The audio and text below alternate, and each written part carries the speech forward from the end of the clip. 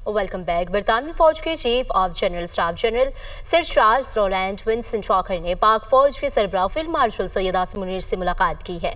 मुलाकात में बाहमी दिलचस्पी के उमूर, इलाकाई सलामती और दिफाई ताउन को फरोग देने पर तबादला ख्याल किया गया है। इस्लामाबाद से रिपोर्ट देखिए।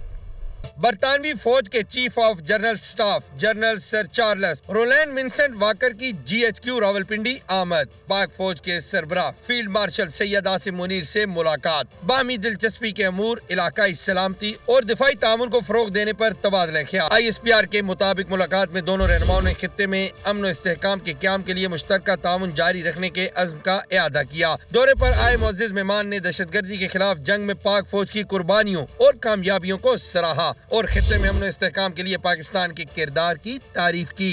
कबल GHQ आमद पर जनरल चार्ल्स वॉकर ने यादगार शुहदा पर फूल चढ़ाए, जबकि पाक फौज के चाको चौबंद दस्ते ने उन्हें गार्ड ऑफ ऑनर पेश किया।